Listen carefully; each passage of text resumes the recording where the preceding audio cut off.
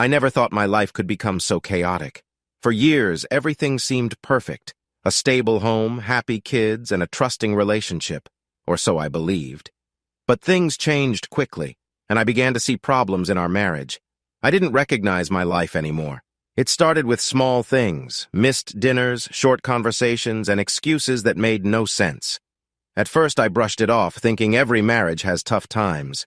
But soon I began to question everything, especially Richard. In the months leading up to that terrible day, we felt like strangers living together.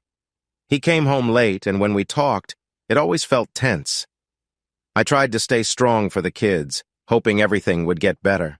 Then one night I came across some troubling photos, and my world fell apart. Everything I thought I knew about my husband, our love, and our life felt shattered. The days that followed were challenging. Just before school ended, I noticed the old Volvo parked nearby. It was never too close. One day, a mother saw the driver looking through binoculars and called the police. As the children left school, I saw a figure step out of the car. Even from far away, I recognized his shape and his anxious movements. He was talking to a police officer. "Mommy, why are you crying?" Thomas asked. "Are you hurt?" "No, sweetie. The wind just got in my eyes," I said, hugging them as we walked to our car.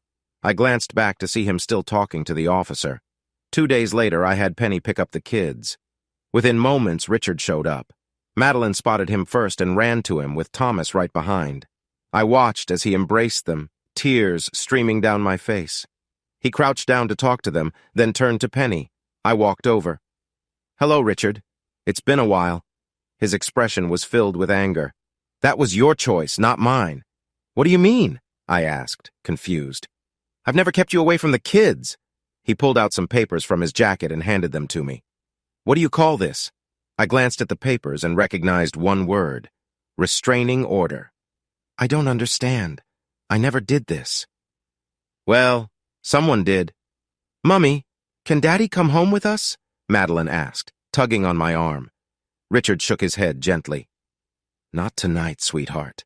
As he turned to leave, he glanced back. "By the way, I'll deny this meeting ever happened." "Richard, wait. Can I have those papers?" "No, it's my only copy. I'll send it to you anonymously." He hugged and said goodbye to the kids, then walked away.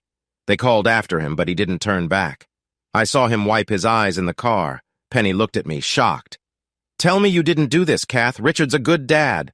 "I didn't, Penny," I replied firmly, "but I will find out who did." On the way home, I couldn't stop thinking about his face, desperate and hurt. I tried to convince myself he deserved this. He had betrayed me by being unfaithful during our marriage, and he hadn't stayed true to his promises. What was wrong with me? I cared deeply for him and did my best to stay fit for him. I believed he was proud of me, but I was sadly mistaken. Nearly a year had passed since those photos appeared. They didn't hold back at all. There was a young blonde and him together. In some of the images, his face was hidden, but the tattoo made it clear. The tattoo belonged to Catherine Thompson, and I remembered when he got it on our first anniversary. It had made me laugh then, but it wasn't funny anymore. Seeing those pictures made me feel awful. How could he treat me like this? I thought about what Penny had said. He had always been a great dad, loving Maddie and Tom. They adored him, and I was stunned when he suddenly stopped seeing them for 3 months. There was no word from him. Yet, despite everything, I didn't hate him. I wouldn't stop him from seeing the kids even as Richard walked away. He couldn't believe how quickly everything had changed for him. A year ago, he had a good job, a house, a loving wife, and 2 wonderful kids. Now it felt like it was all taken away. He sat in his car, tapping his forehead on the steering wheel. How did one night of drinking lead to this? Usually he didn't drink much, but at the company party he felt alone because Kath was with her mom. He ended up drinking more than he usually would. When he came to, he found himself in a hotel room with a terrible headache. The hotel staff said he had booked the room the week before, which made no sense to him. When he went back to work, his colleagues teased him, and Craig, his boss, was not amused. "I saw you with a blonde woman Saturday night. Kath is a good person, and you're risking it all for a fling." Richard couldn't remember anything, but Craig filled in the blanks for him. Apparently, he had left the party with someone nobody recognized. A week later, when Kath returned from her mom's, she found the pictures and asked Richard to leave the house 2 days after. He moved in with his brother and soon received divorce papers. He never thought Kath would use the kids against him, but the restraining order made it hard to see them. At home, I gave the kids a snack and checked my email, but there was nothing from Richard. As they worked on their homework, I started dinner, wondering how things had turned out this way. Tony got home around 5:30 p.m., greeted with grunts from the kids and a warm welcome from me. He had been my support during the divorce, helping me find a good lawyer and secure a fair settlement. Richard didn't fight back much when my lawyer mentioned limiting his visits with the kids. He just accepted it. I didn't feel great about the settlement. It felt like I had everything, and he had lost so much. He even had to pay the mortgage on the house he couldn't live in anymore. Tony says it's Richard's fault for not standing up for himself and for his past mistakes. I met Tony at work where he's a lawyer and I work in finance. We began having lunch together and sharing stories about our lives. Tony often mentioned how he admired Richard for having a stable family. As time passed, Tony became a close friend, and I confided in him about everything, including Richard's tattoo story while Tony went upstairs to change. My mind wandered to Richard's sad face. The whole situation felt unfair. He had lost the chance to see the kids while I seemed to have everything. While I was making dinner, I felt tears come to my eyes, and Tony noticed. "What's wrong? You look upset tonight," he asked. "I just saw someone from my past. They're not doing well, and I keep wondering if there's something I can do to help." Tony shrugged, saying, "The only person who can help you is yourself. That's just how life is." "You're probably right. Worrying won't change anything," I replied. Later, as I sent the kids to brush their teeth, doubts lingered in my mind. Thomas shouted, "I want Daddy to read me a story!" Tony put down his newspaper and walked towards them, but Maddie cried out, "Not you! We want our real daddy!" Tony replied sharply, "Well, if your real daddy cared, he'd be here, wouldn't he?" "Tony!" I rushed over as Maddie began to cry. She looked at me with tear-filled eyes. "Daddy does care about us, doesn't he, Mommy?" "Of course he does, sweetie. He loves you more than anything." I was confused about why Tony said that. Maddie sniffled. "He doesn't like Daddy." I tried to comfort her. "I'm sure Tony wants the best for you, too. He's just having a tough time right now." "I don't like him. I want to see Daddy." "I'm working on it, sweetie. Let's get you to bed and I'll sort out Daddy's visits." After tucking them in, I went downstairs, still upset. "Don't ever talk to my kids like that again," I confronted Tony. He shot me a stern look. "Oh, they're your kids now? I thought we agreed they'd be our kids when I moved in. Richard will always be their father. That won't change." Tony crossed his arms. "Maybe I could have said that differently, but they need to know the truth. He's not part of their lives anymore." "When's the last time they saw him?" 3 months ago today," I said quietly. "He was at school when I was late." Tony's expression changed. "Did you talk to him?" "No, he left before I got there." "Typical. What did you say?" Tony's voice grew tense. I looked back at him firmly. "He didn't fight for anything. You got the house and support. He just accepted it." Tony smirked. "We told him, give us what we want or you won't see your kids again. He had no choice." "Then why isn't he using his visitation if the kids mean so much to him?" I replied. "I don't know, but I saw how heartbroken he was today. There must be a reason." I didn't mention the restraining order, but I had a feeling Tony knew more than he was telling. I decided to keep quiet for now. I checked my email again. There was still nothing from Richard.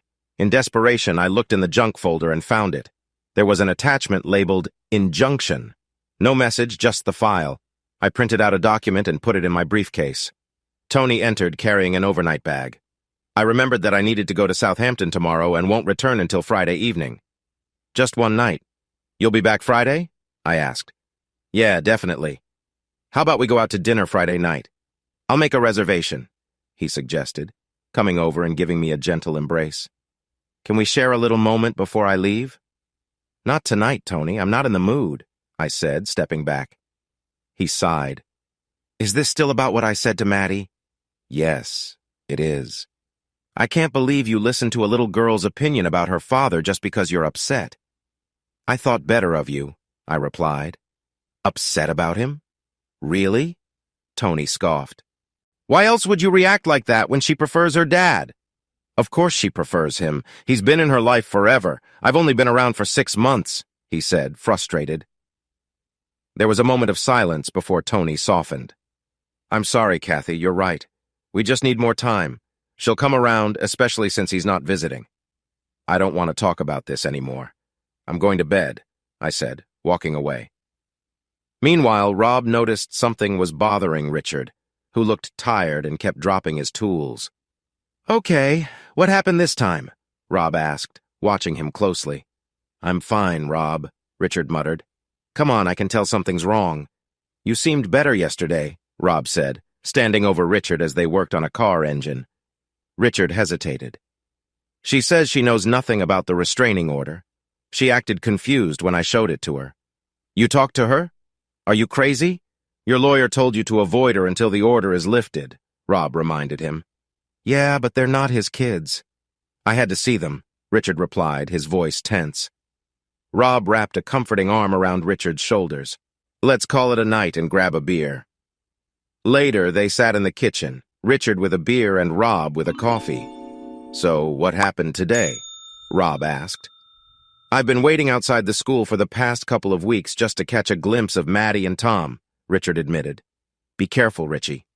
That could get you in trouble. Yeah, I know a police officer already checked on me, but he understood. He's divorced too, Richard said. Stick to the story. What happened today? Kathy didn't show up. Her friend Penny picked up the kids, so I thought it would be a good time to talk. You should have seen them, Rob. They were so happy to see me. I bet they were. How long has it been? Rob asked. Richard sighed. Too long? About 3 months? Anyway, while I was with them, Kathy showed up and acted like it was all my fault. I showed her the injunction, and she claimed she didn't know about it. She looked me in the eyes and lied. If I hadn't seen her signature on it, I might have believed her. What happened to her? The Kathy I knew wouldn't have done this. They took everything from me and kept me away from my kids. Did I cause this, Rob? Did one mistake really change her? I don't think it was only you. The man she's with now probably had a big part in it. After I showed her the legal papers, I left. Maddie wanted me to come home with them. As I walked away, Kathy asked for a copy of the papers. Why would she do that if she already had one? I don't understand either. I thought you two were strong. I never thought she would react like this to just one mistake. I can't even remember what it was. Anyway, I told her I would email her a copy tonight, so I should do that. Be careful, Richie. That could count as contacting her. Don't worry. I'll make a new email account and keep it secret. Richard walked to his room. Looking back, I can't remember how I ended up living with Tony. There was no big love story or anything. He just seemed to be there all the time. After the photos, I leaned on him for help and he got me through the divorce. He took charge and I relied on him. He was supportive, took me out, and then we ended up together. When he suggested moving in, it felt like a good idea. I liked him. He was kind to me and the kids. I didn't feel a deep passion, but I thought it could work. Now I was seeing a different side of Tony, mean and unforgiving. Richard would never have said such hurtful things to the kids. If Tony had anything to do with the legal papers, it showed a part of him I didn't know about. That night in bed, Tony tried to get closer, but I needed space and left. I said I was going to Maddie's room. I needed to rest. Lying in her room, I thought about the legal papers. They included untrue claims that Richard had threatened me and Tony, and my name was on the bottom. I knew I hadn't said those things. I decided to seek legal help. The next morning, breakfast was tense. Tony was upset about being left alone. The kids were unhappy with him, and I was worn out. I was relieved to drop the kids off at school and then get to work. At work, I went over the restraining order again. The statements that had my name on them were complete lies. The order had been requested by my firm, Pendleton, Sims, and Woodcock, on behalf of Tony and me. By mid-morning, I knew I had to talk to Mr. Michael Pendleton, the senior partner. I walked to his office and knocked on the door. "Good morning, Kathleen. What can I do for you?" he asked, looking up from his desk. "I need help with a legal issue," I said, handing him the papers. "These were served on my husband, but I never made those statements." "My name is on it," I added. Mr. Pendleton frowned as he looked through the document. "You're making a serious claim. Are you saying you never asked for this injunction?" "That's right. I never asked for it, and I'm denying the statements in it. I didn't make them. None of it is true. He looked at me carefully, choosing his words. Then what do you need from me, Kathleen? I want the order changed so my kids can see their dad. And I want to know who's behind this.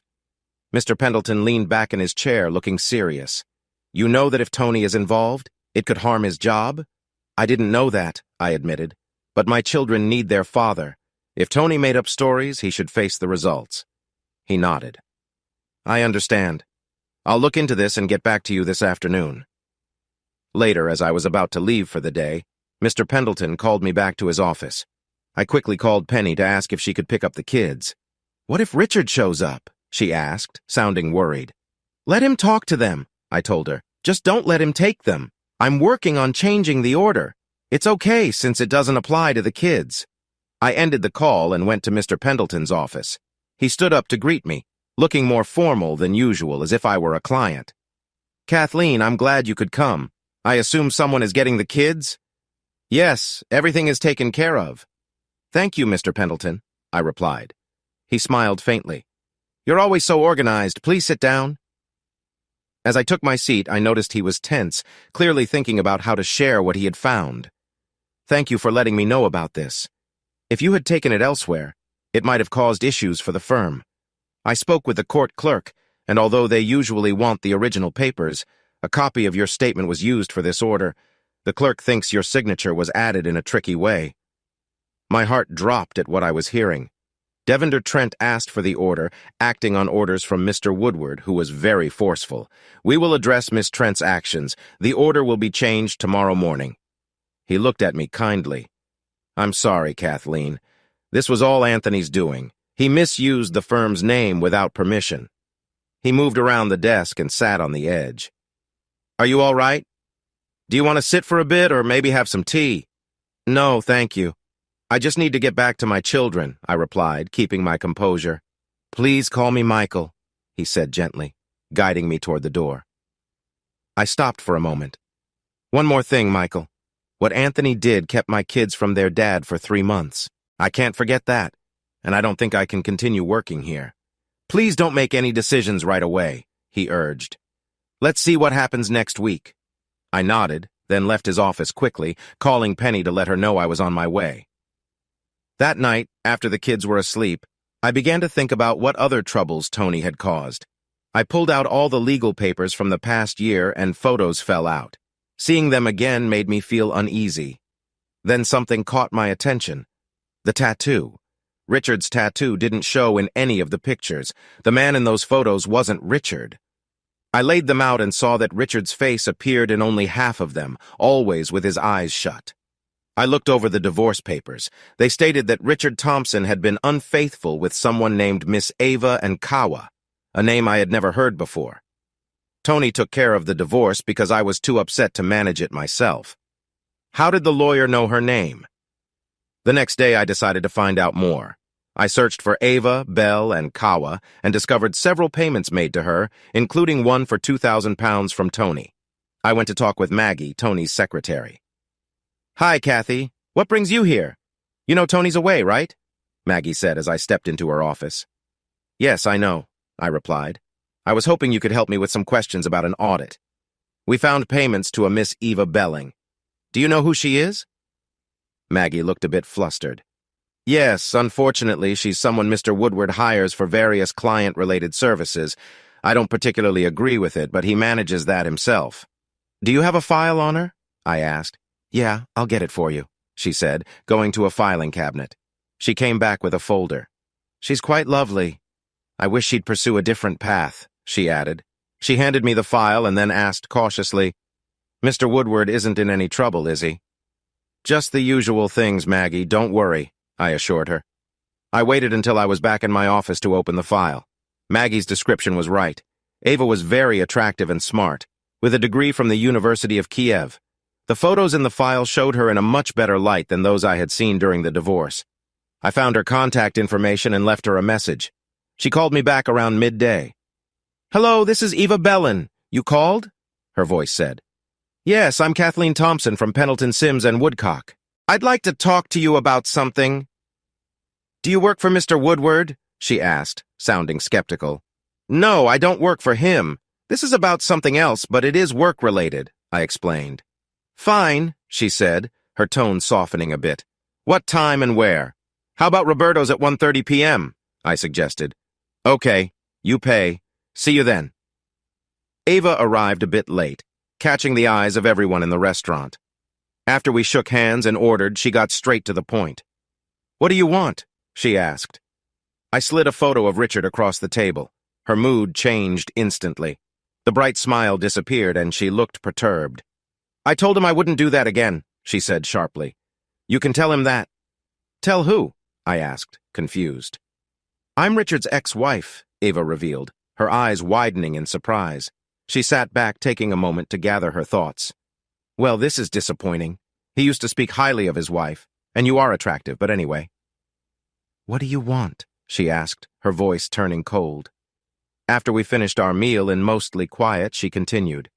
I'm an escort, but I have self-respect. What happened that night made me lose it.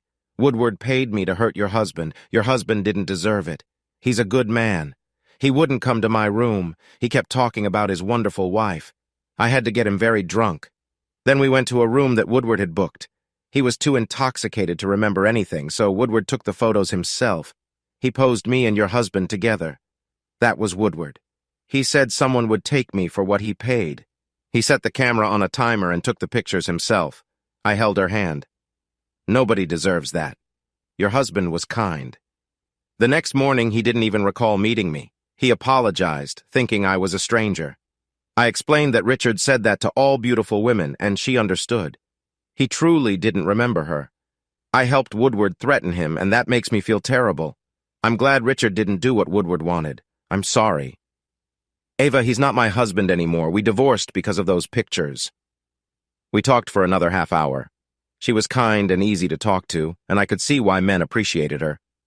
Afterward, I returned to the office and called Mr. Pendleton, who wanted to know about the payments to Eva. Concerned, he asked for a complete review of all the transactions. I called my mother to ask her to take Tom and Maddie for the night. I didn't want them at home. When Tony came back, my mind was racing. The man I thought had let me down hadn't, and the one I trusted had been behind my troubles. I sat at my desk crying, feeling overwhelmed. Brenda eventually came in, listened as I shared everything, and then began to ask questions. Do you love Tony? She asked. No, I don't think so. Maybe I never did, I admitted. How do you feel about Richard? She continued. I sighed. I'm embarrassed. Eva made him sound like the ideal husband. A year ago, you would have agreed with her, Brenda reminded me. I would have, I said softly. I wish I had never seen those photos. Well, you divorced him like anyone would have in your place, she said, trying to comfort me. I should have listened to him, I replied, regret in my voice. It's easy to say that now, Brenda said gently. Go home and think about what you will do next. I don't have time, I said, shaking my head. Tony is coming back tonight, and I know what I need to do. When I got home, I packed Tony's things into 2 large suitcases. By 5 p.m., everything was ready. I sat with a glass of wine, pondering how I would tell Richard what I had found out. When Tony walked in and saw the suitcases, he looked confused. What's all this? Are we going somewhere? He asked. No, I said calmly. You're moving out. What? He exclaimed, disbelief in his voice. I know about the injunction, Tony. I spoke to Eva. I want you out of my house and out of my life. Let's talk about this, he said, grabbing my shoulders and pushing me toward the dining room. His grip was tight. I'm not leaving. I have too much invested in this. Tony, you're hurting me, I protested, trying to pull away. Oh, now you care, he snapped, holding me tighter. Sit down and I'll explain. As we stepped into the dining room, I felt a chair behind me. I pushed his hands off and accidentally scratched his nose, making it bleed. Furious, he raised his hand, but I caught his wrist, spun him around, and pushed him to the floor.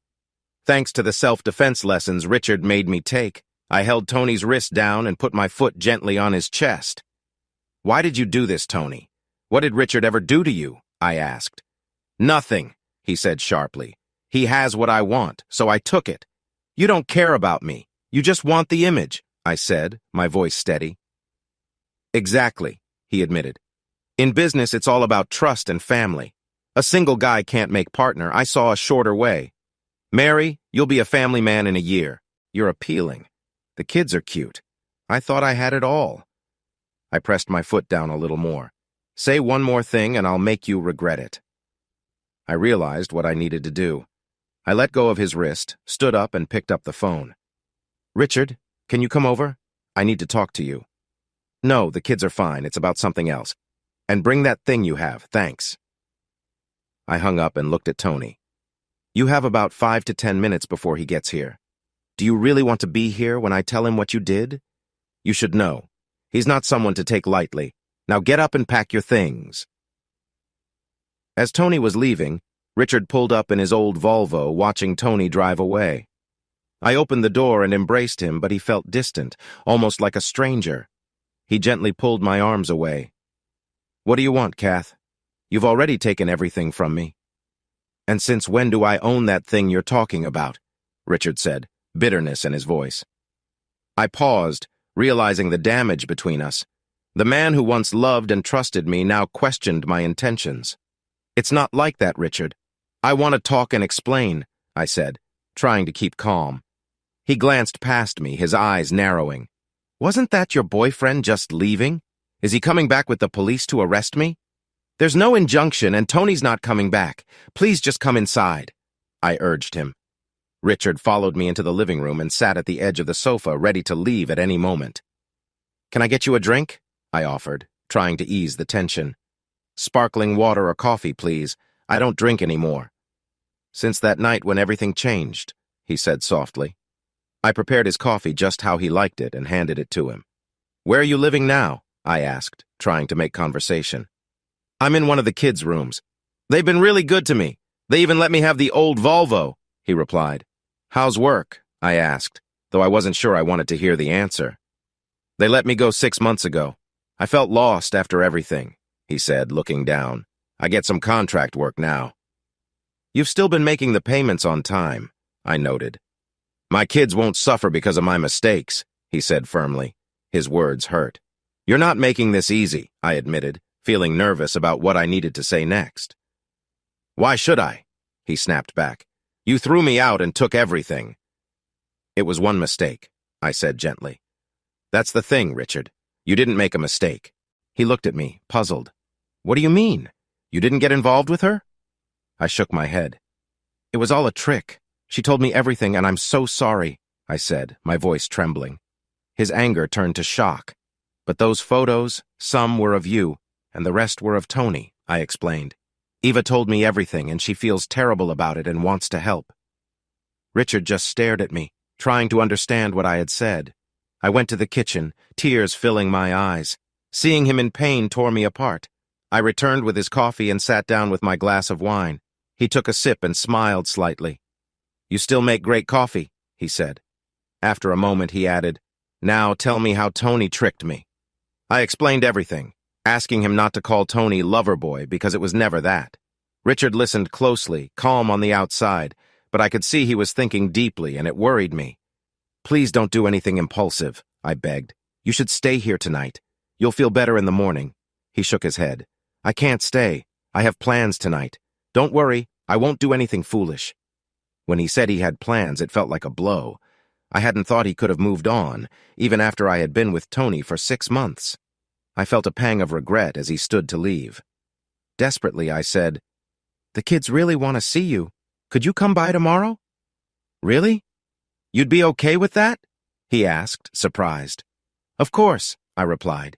You can pick them up from their grandmother's tomorrow, and I'll stay there until Sunday night. You can spend time with them here or take them out. Tears filled his eyes as I handed him the house keys. Are you sure? He asked softly.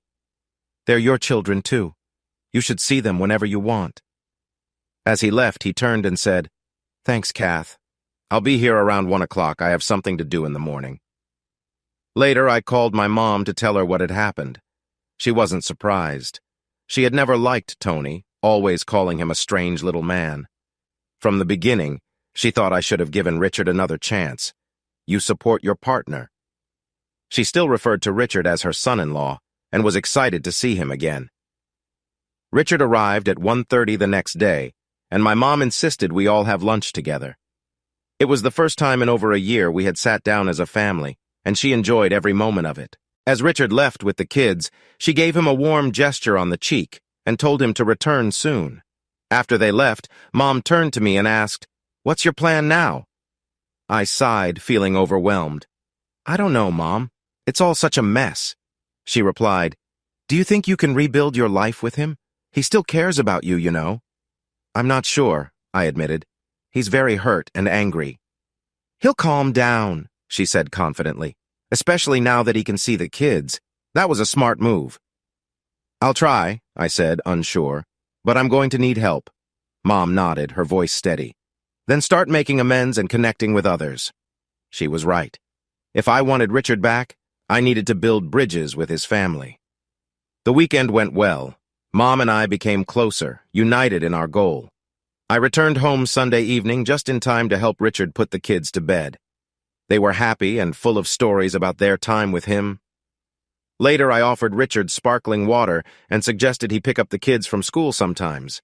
We ended on good terms, which gave me hope. Monday came too quickly, and I felt nervous about facing Tony. I had my resignation letter ready, but decided to stick with my commitment to Michael Pendleton. I watched Tony arrive, looking confident, while I failed to notice a white truck parking next to his car. Tony, back from a successful trip, was in a good mood. His secretary welcomed him as he walked to his office. "Mr. Pendleton wants to see you right away," she said. Tony left his briefcase and made his way to the top floor, eager to share his news. But as he entered Michael Pendleton's office, Michael pulled out a file and said, "I'm glad to hear about the new client, Anthony, but that's not why I called you. It seems you've been involved in some trouble using our firm's name." Tony looked confused. "I'm sorry, Michael, I don't understand. Do you deny pressuring Devin Trent to file an injunction against Richard Thompson?" Anthony started to feel uneasy. "Yes, I did request the injunction, but it was urgent. He was threatening Kathy and me. We needed protection. So you deny submitting false evidence for that injunction?" "Yes, of course." "Then can you provide the original statement signed by Mrs. Thompson? She claims she never made one and that the allegations are false. You only provided a copy. So where's the original?" "Oh no," Anthony muttered, standing up suddenly. He noticed two security guards who had quietly entered the office. "From his reaction, I assume it's true," Michael said coldly. "Please sit down. We're not done yet." Anthony realized his job at Pendleton Sims and Woodcock was finished. He was worried about what would happen next. There were some problems with the accounts. "We have records showing payments made to Miss Eva Ballin, Kiawa, all signed by you. You marked these costs as entertainment. What exactly was she doing to help us?" Anthony hesitated, feeling uneasy.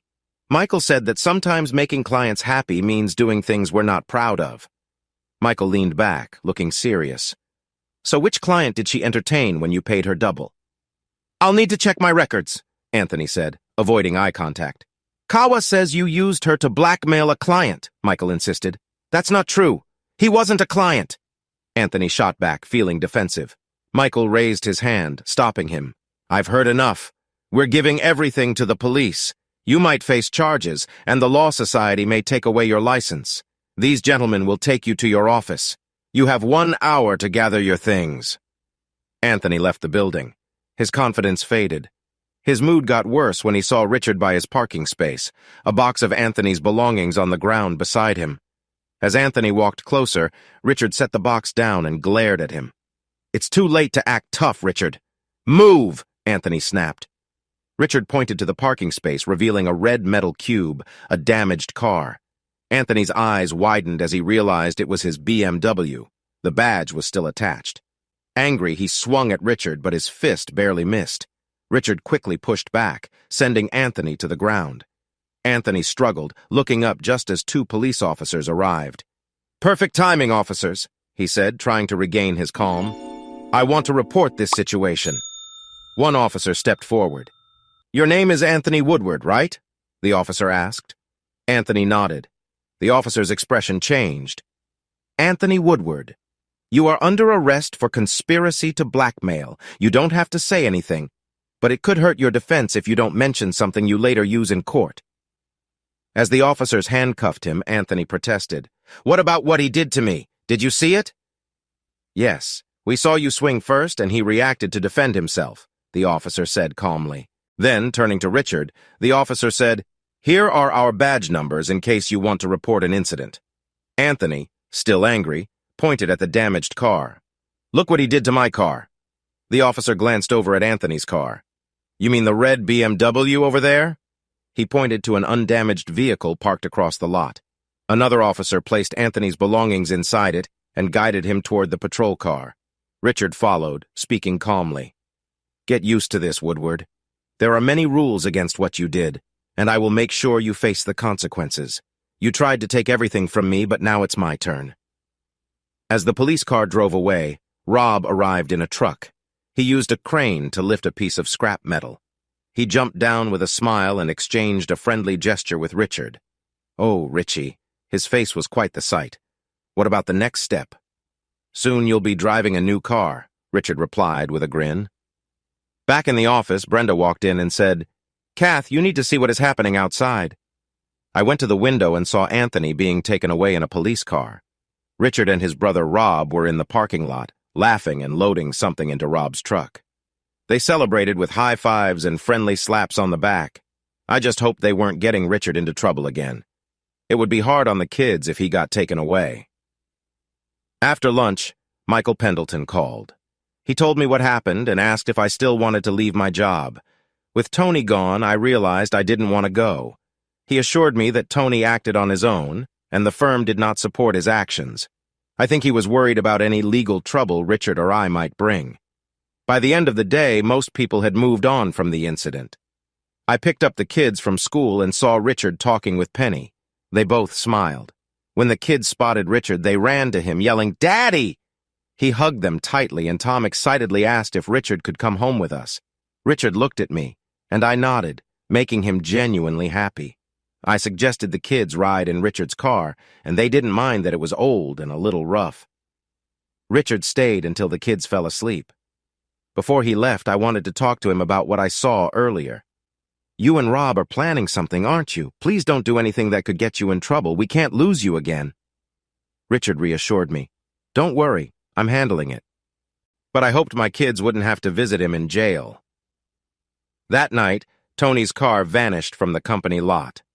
The next day, the police found it burned in the woods. Richard decided to take action against Tony to recover the money he lost due to the trouble, valuing it at £200,000. He was set on making things right, but I just wanted everything to be over. Richard and Rob were laughing as they worked on the red BMW. Rob explained how they programmed a key to take the car and removed its identifying details. They used parts from a damaged car to change the ID numbers, making sure the car would not be traced back to them. Richard asked, "Can you prove it's his car?" Rob replied, "Not a chance. The burned car was crushed. Your new car is in perfect shape." Richard then mentioned that he was out on bail now and asked if Eve would help him. Rob replied, "We'll see." Richard was curious about Eva and pleasantly surprised by her kindness despite her position. She agreed to speak in court, which would significantly affect Tony's situation. Richard felt pleased, knowing he had the advantage now. As they wrapped up, Richard mentioned, "I hope he gets upset when he sees me in his car. Maybe he'll react, and then I can have him arrested again." Rob laughed and said, "He called you a coward." Richard replied, "You fight the battles you can win, Rob. Right now, I've got all the support I need." As they walked back to the bungalow, Richard recalled what his brother had told him. "When did you talk to Kath?" Rob asked. Richard replied, "I haven't, but she's been chatting with Vicky. They are getting close again. You're right, I need to sort things out with her. But first I need to handle Tony." 2 weeks after Tony's arrest, Richard showed up at school driving a new car. Maddie noticed immediately. "Daddy, why are you driving Uncle Tony's car?" "It's not Uncle Tony's, sweetie, it just looks like it," he explained. "But it's exactly the same," she insisted. "Where did you get the money for this?" "I bought it from Rob. It was an insurance write-off. I only paid £1,000 for it, and I got $200 for the Volvo. Don't worry, I've got it all figured out," he said, with a grin that hinted there was more to the story. Since getting the car, Richard drove everywhere, and friends commented on how much it looked like Tony's. For Richard, it was a constant reminder of what Tony had done to them. He was still living with Rob and Vicky and turned down my offers to stay with him. To make things more complicated, he was dating someone. He claimed it wasn't serious, but I felt worried. Richard was single and anything could happen. I wished his tattoo would put off any romantic interests, even if I knew that was just a hope. Each day I regretted my past mistakes. Watching Richard with the kids, seeing his love for them, reminded me of how he once cared for me. As the trials drew closer, I hoped that once they were finished, we could rebuild our lives together. Richard attended the trials, with the first revolving around mismanagement of funds. Kiowa was a significant witness, explaining how Anthony had tried to lead Richard astray while pretending it was business. She emotionally shared that she had been tricked, portraying herself as an innocent person caught up in Anthony's plans. As she left the stand, she smiled at Richard. That evening, I waited for Richard and invited him to dinner. He admired her intelligence and beauty, which made sense for why she received high fees. As they dined, Richard noticed other men in the restaurant giving them jealous looks. When coffee arrived, Eva gently placed her hand over Richard's and asked softly, "Would you like to come home with me tonight?" Richard was surprised but replied, "You don't owe me anything." "I know," Eva said seriously. "I'm not asking out of obligation. I want to. I've been with many, but tonight, I want to be with you. You're a good person, and I believe this will be good for both of us." When the bill arrived, Eva insisted on paying with her credit card. They took a taxi to her apartment. Once there, Richard stood by the window, looking out at the river while Eva poured drinks. "Are you sure you just want water?" she asked, raising an eyebrow. "That's the only thing I'm sure of right now," Richard replied, his voice calm. Eva handed him a glass, then linked her arm with his. "Now you're sober. There are no cameras, and you're free now. Let's enjoy ourselves," she said. Richard smiled faintly and pulled her closer. She took him to the bedroom. Afterward, as they lay quietly together, Richard seemed lost in thought. Noticing his worry, Eva offered a gentle gesture of comfort. "Thank you, darling. That was wonderful," she said softly. Richard smiled slightly. "I bet you tell that to all the guys." "To clients? Yes, because they pay to hear it. But I mean it with you. Most men just take what they want. You care for me, and that makes me feel special. Kathy is a lucky woman. Not anymore. We're divorced, remember?" Richard said, his voice heavy with emotion. Eva nodded knowingly. "You'll go back to her once the anger fades. I know it." Richard looked at her in surprise. "How can you be so sure? Are you saying you don't want to see me again?" "No, I enjoy being with you," Eva assured him. "But I won't give up my work. You couldn't accept that." Richard was quiet for a moment. Then Eva added, "Besides, you still care for her. That's why it hurts so much." "What makes you think she wants me back?" Richard asked, doubt creeping into his voice. "She does," Eva said confidently. "Trust me." Richard sighed. "So what now?" "Now," Eva said with a smile, "we shower and sleep. Tomorrow we'll have time together before court." The next day in court, Anthony pleaded guilty and asked for leniency. His lawyer argued that his legal career was finished, and he offered to repay the stolen money. The judge gave him a 3-year sentence, suspended for 5. Richard was upset, expecting a tougher punishment. He left the courtroom to cool off, and when Anthony walked by smiling, Richard felt the urge to react, but was calmed by Eva's hand on his shoulder. "One lawyer won't punish another," she reminded him. "I thought he would face real consequences. A mom goes to jail for stealing milk, and he walks free after taking thousands," Richard fumed. Eva reassured him that the blackmail charge was still open, which helped him relax a bit. Richard didn't visit the kids for 2 days, clearly upset. He called Vicky, who said he hadn't come home right after court. He worried until he received a text. "Don't worry, he's back." It took him another day to visit the kids. They welcomed him like he'd been away for months. That night he told me about the trial, but I couldn't feel the same anger. I just wanted to move on and leave Tony behind. Vicky and Rob talked about Richard staying with them a bit longer than they thought he would. Rob suggested that Richard should move back into their house, but Richard wasn't so sure. Vicky encouraged him, reminding him that she helped take down Tony, who had caused trouble for them. Richard still felt hurt by the past. He pointed out that Vicky had been with the man who had wronged him. Vicky calmly reminded him that she had kicked Tony out as soon as she found out the truth and had tried to fix things. Having Richard around was nice.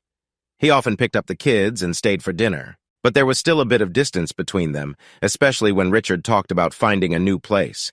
I suggested he move in with us since he was already helping with the mortgage. After some thought, he agreed. However, after 4 weeks, things had not changed much. We still weren't sharing a room, and he often went out at night, sometimes not coming home until the next day. I suspected there was someone else in his life. We started to bond more as a family, spending weekends together and going to the kids' school events. From the outside, we looked like a normal family. My friend Penny even asked if we were planning to remarry. I broke down and told her we were sleeping in separate rooms, and I was concerned that he had a girlfriend. Things got tougher when Maddie, upset about sharing her room, asked, "Why can't Daddy sleep in your bed?" Her innocent question hit hard, especially when she pointed out that he had shared a bed with someone else before. The room went silent. Richard overheard, stood up, grabbed his coat, and said he was going for a walk. Maddie started to cry, asking if Daddy would come back. I assured her he would, and he did come back later to tuck the kids in, but he went straight to his room afterward. This moment felt heavy, especially when the blackmail charge against Tony was dropped. I worried it would be hard for Richard, but I also felt some relief that he wouldn't have to lie in court, something I knew he wouldn't want to do. I tried to comfort Richard after the charges were dropped. I suggested we could take him to civil court to get some money back, but that didn't seem to satisfy Richard. He really wanted Anthony to be punished.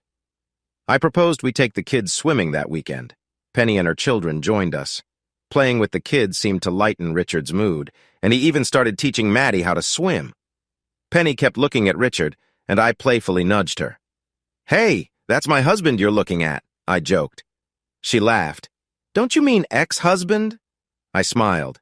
"I'm working on that." She replied, "You better hurry. Once he's back to his old self, there will be a line." Teasing me. Watching him swim, I thought she was right.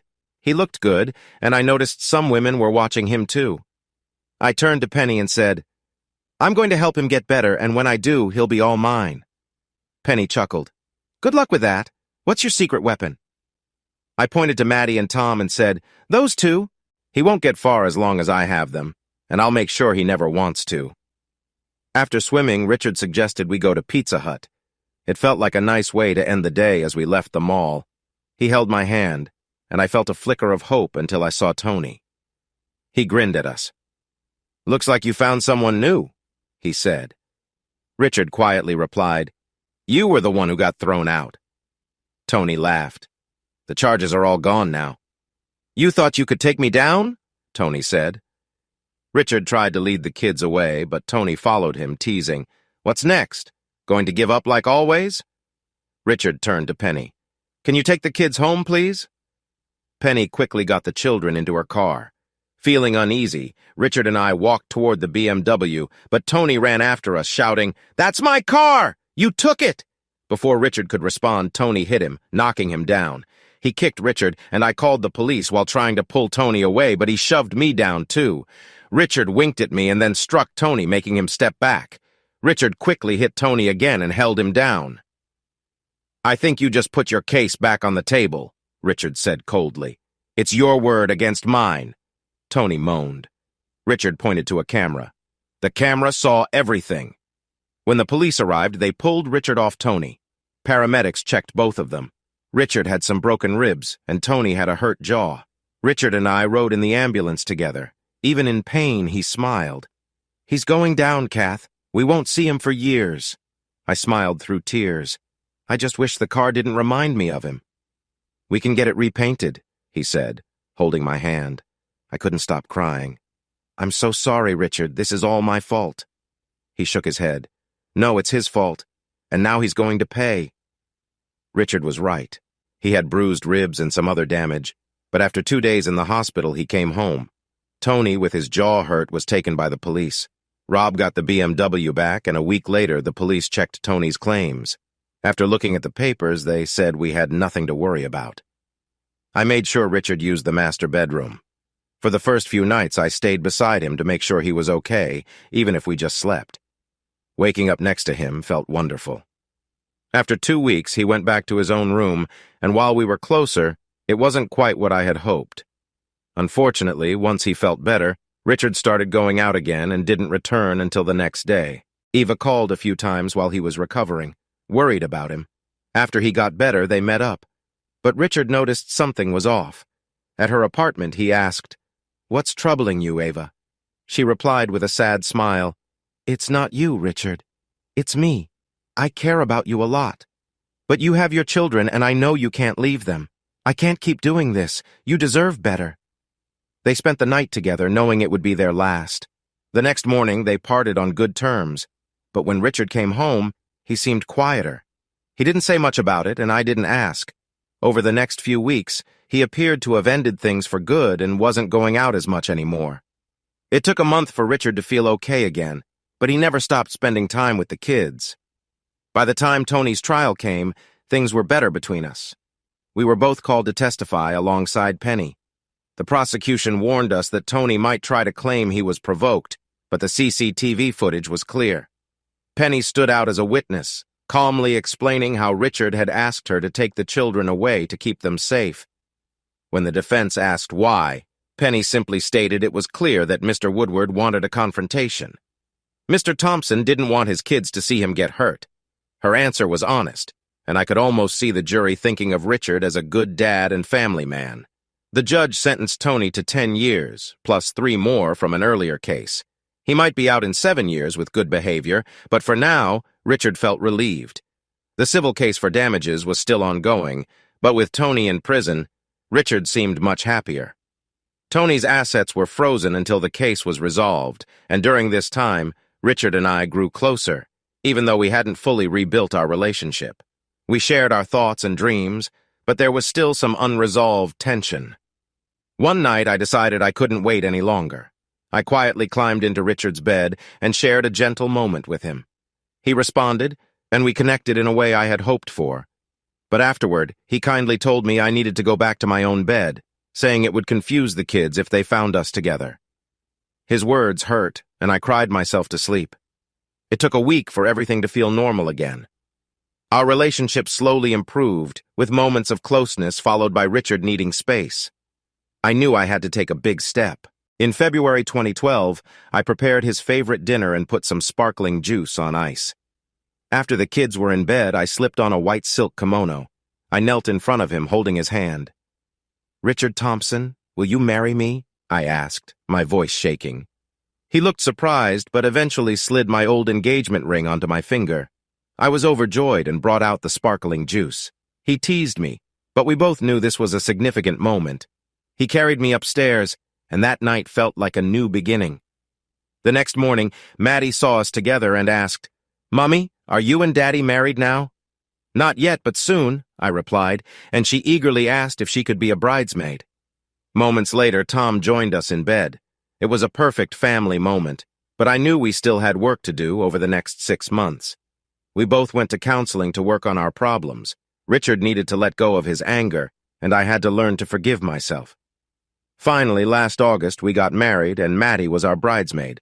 During the legal case, Tony's lawyer offered us his 2 rental properties as part of the settlement, and Richard agreed, but only if they covered our legal fees. Richard mostly followed his rule of not drinking, having only 1 drink now and then. Richard's work picked up, and his old company even wanted him back. He turned them down because his new job pays more, and he is now working at a higher level than his former boss.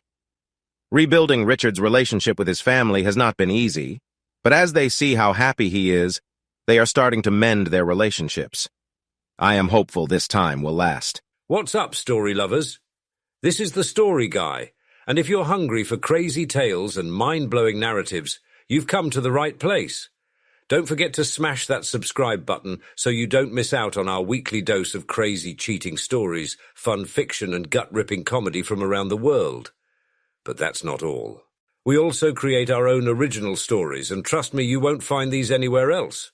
Want even more spine-tingling reads? Head down to the description and grab our exclusive story collections. Thanks for watching, and I'll catch you in the next video.